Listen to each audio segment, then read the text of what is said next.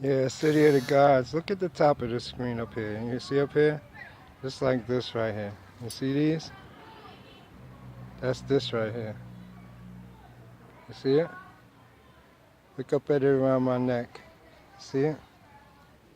The black in between, it's like a sketch. You see this? This is real right here to show you it's not a game. Look at them turn into the little beads. You see? I come out here and start off the look. So y'all get to understand it's the same thing. Welcome to the astral world. Lord of the Rings.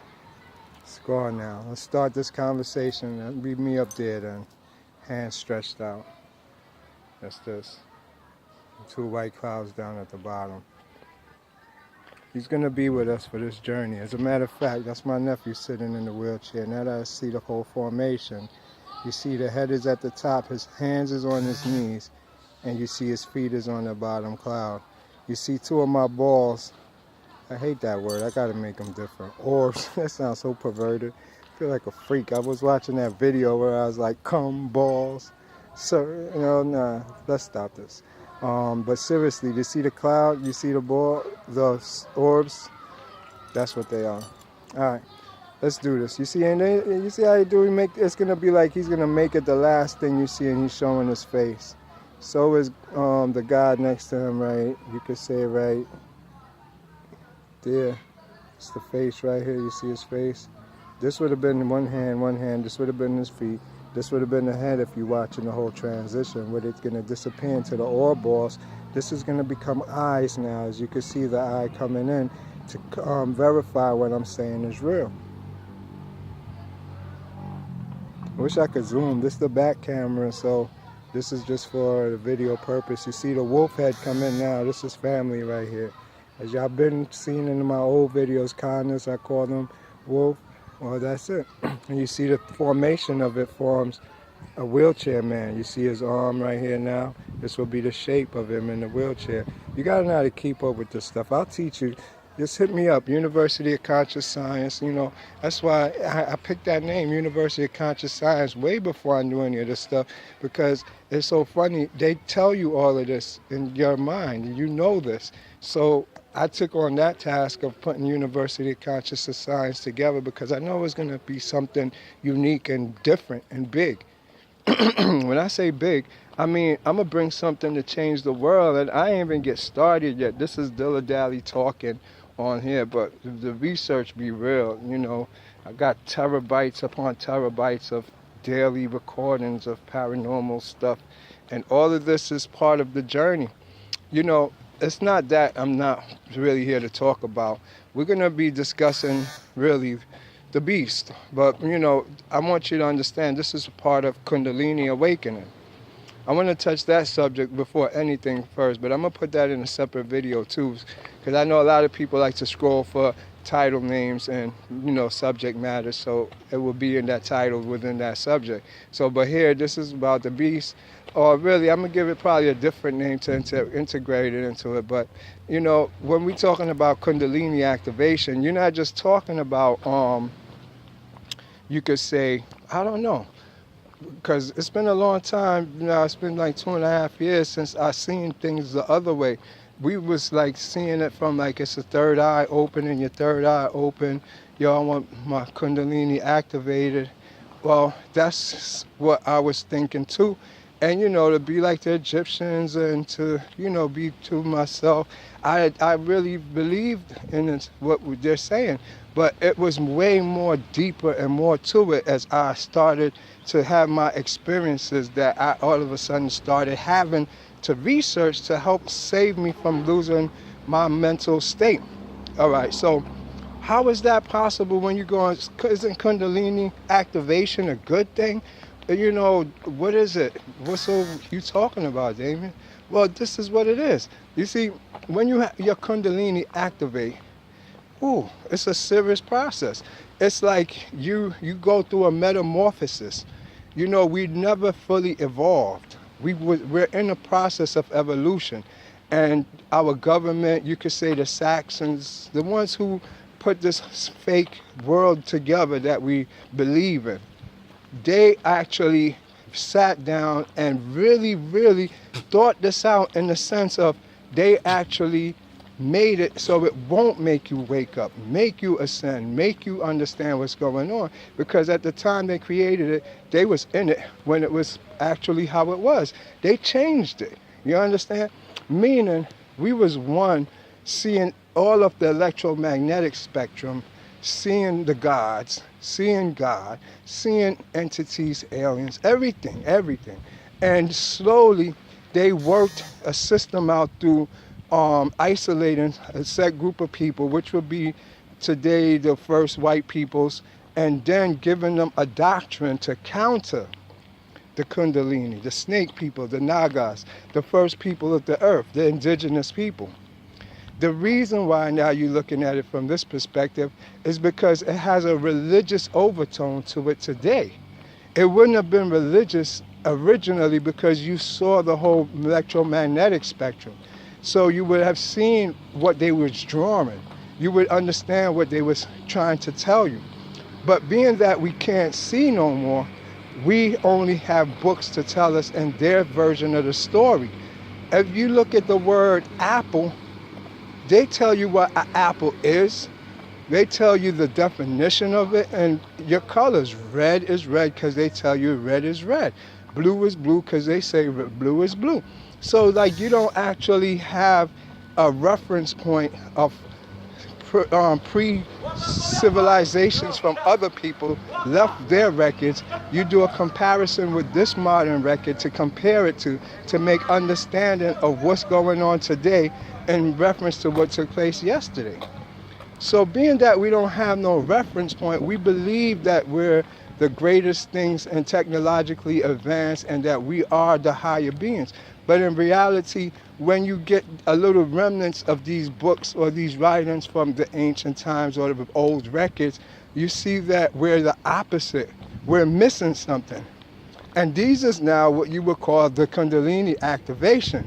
And so what you're missing is those perceptions, these states of consciousness, these energies called the Shakti and Pingala, and you got all type of different ways of interpreting it, from the Philosopher's Stone to the elixir, you know, the Holy Spirit coming down on you. This is all part of that Kundalini awakening, because you never grew, you never evolved, so you still have a part of you that is a seed. Like you look at a little DD seed and you like, okay, how this little DD seed is going to turn into that tree or whatever it is. You see a tree someplace, I got glare in here, I can't see.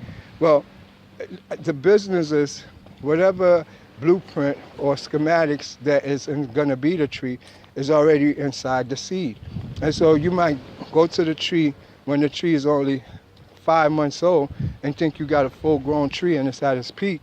But in reality, you come back 20 years later and the tree is this big giant oak tree beyond what you think a seed could produce. And it's the same thing with us and our biological system and our spiritual system. We never grow like how we say we grow. If you look at a child, when it goes from into puberty, it changes. It goes through a transformation. It goes from this person like a little child to like a more raspy voice. It starts being interested in sex. It has hair on its pubic now. It's a different being. A spirit came down, his pineal, or a couple of his chakras open to allow that gatekeeper out. And he becomes that now person.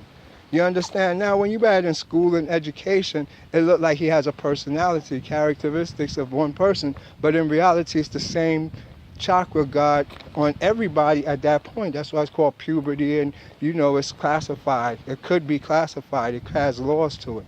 Well, now Kundalini would be the one where after they say you grew, 21, 18, you're adult now. More than likely, we forget about growth and evolution now and seek jobs, relationship, family, following culture and tradition of what everybody else is doing. And so with that, we don't know that we're still growing internally. What it's called is more like a mental growth, where you actually start coming to self-realization. After so many self-realization, It's like you get a post-traumatic stress event take place inside of you, a disassociation, something terrible happened that awakened you to the last breaking point. And that's Kundalini activation. When this Kundalini activates now, it's now the last part of your evolutionary cycle, which is a disassociation. The way it works, I'm going to give you the simplest form of a Kundalini activation, because, you know, the people who have it the most, believe it or not, is soldiers, people who was in the military. They go through post-traumatic stress the most. So what happens in a post-traumatic stress moment is when your body, your consciousness disassociate from your body. So you now 18, you go and join the military. You thinking you're going to go fight. No, the most important thing is programming your mind, making you disassociate to have a split in your personality. So what they do, they put you in this thing called boot camp. They don't actually train you like humans and educate you like in a classroom. They yell at you, they taunt you, they call you demeaning things. They actually make you disassociate from your body. That's the purpose of it. You understand? Once you disassociate from your body, you get the eagle put in you now, the fighting spirit of Mars. Mars is put inside of you. So now you finish boot camp, and now they send you to do your first assignment. What happens when you hear the first gun blow? Boom! You jump out your body, and your body's trained to go. You in it. You understand what I'm saying? So, but it's not you. It's that spirit that they put in you. That's now, when you leave the military and you go home, what you have is a dual personality. You got one with your consciousness in it, and then you got the spirit of Mars that the military put in you.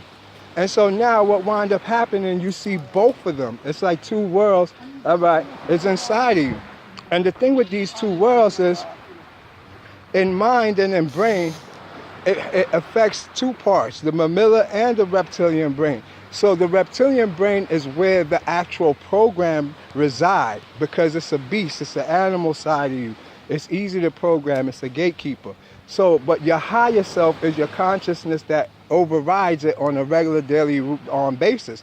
But say a gun go boom, you jump back into that mode again. And some people could be at a church procession, a wedding, and automatically go back to that moment, and they start shaking, they get nervous, they get scared, they even sometimes curl up into a ball on the floor like it's actually happening, and you can't tell them that it's not happening. They like, no, it's actually happening, crying, going crazy.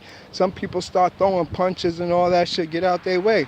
You know, I had a best friend like that. Every time you wake him, that nigga wake up like, yo, man, cute crazy, yo. That nigga is a soldier for real. And no matter what, he could be just napping on the couch. Yo, as soon as you be like, yo, you be like, yo.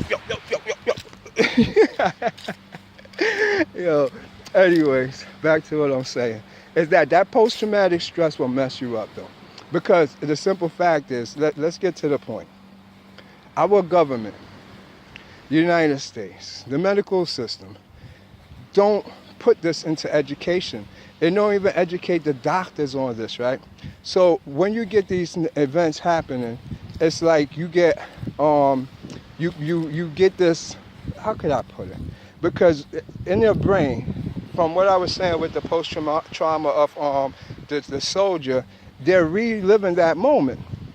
Okay, that's fine. That's ethereal energy projecting inside of your consciousness, and your consciousness shot up in it. So you're in like a gas moment, and your most concentration, like how I tell you about is what you pay attention to, is those images. So now it becomes like anagrams, where I told you they start moving and turning and it becomes real. That's brain perception, mind perception. We're not talking about that. We're talking about Kundalini in it. What's the Kundalini in it? The nervous system reaction, the endocrinology system going off. You got kinesthesia taking place inside the body. For the body, it's a surreal event. So how do something in the mind, like you thinking somebody making you paranoid, turn the body into it feeling the abuse, the pain, the suffering that it actually had occurred at that time and moment? All right, so then you're talking about a different apart from the mind thing. So this is where you have to look at it from. I'm gonna put these in parts so that it could be quick, and I'm gonna just pause and keep going.